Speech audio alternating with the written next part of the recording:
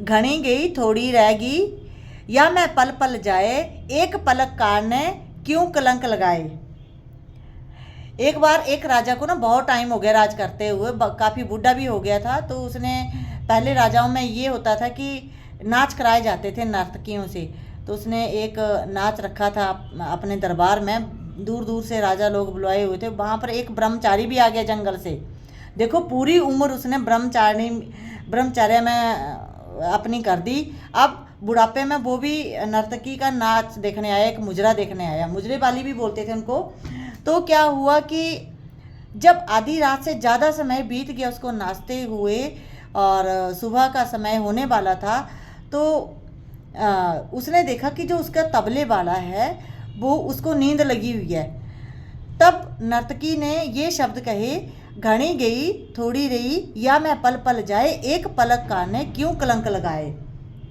तबले वाला एकदम से समझ गया इन बातों को, तो वो बड़ा चुस्त होकर, एक्टिव होकर तबले को बजाना शुरू कर दिया उसने।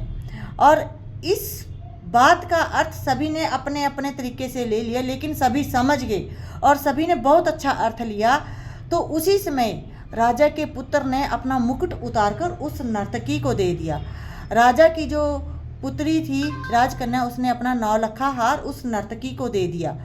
तो एकदम से राजा ने क्रोधित होकर कहा कि तुम इस मुजरे वाली को ये अपने इतने महंगे तोहफे क्यों दे रहे हो, जबकि इसके लिए मैंने अलग से आप सबको देने के लिए मुद्राएं रखी हुई हैं, आप वो मुद्राएं दो। तब ब्रह्मचारी ने जवाब दिया कि खबरदार, इस नर्तकी को आपने मुजरे वाली कहा, ये आज से मेरी गुरु है। मैंने सारी उम्र जंगलों में ब्रह्मचर्य में बिता दी, बुढ़ापे में मैं क्यों अपना ब्रह्मचर्य खराब करने इसका मुजरा देखने आया। और इसने एक बात में सारी बातों के अर्थ निकाल दिए। सारी उम्र हमने अच्छे काम किए, एक से एक बढ़कर काम किए, लेकिन जब अंत बेला आया तो हम सारे कर्मों को खराब करने चले। राजा के पुत्र ने बताया कि आज पिताजी मैं आपको मारने वाला था, जबकि आज भी कल भी ये राज्य मेरे ही नाम होने वाला है, फिर मैं आपको क्यों मारने वाला था। एक राज्य के लालच में अपने पिता को तो गवा ही देता ना मैं।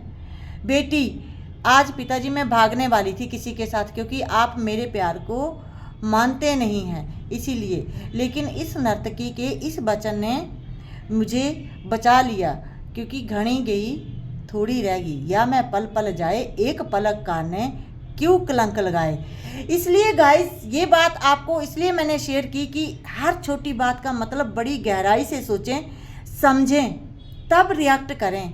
कहीं ऐसा ना हो हमारी जल्दबाजी किसी की हानि का कारण बन जाए, किसी की हानि का कारण बन जाए।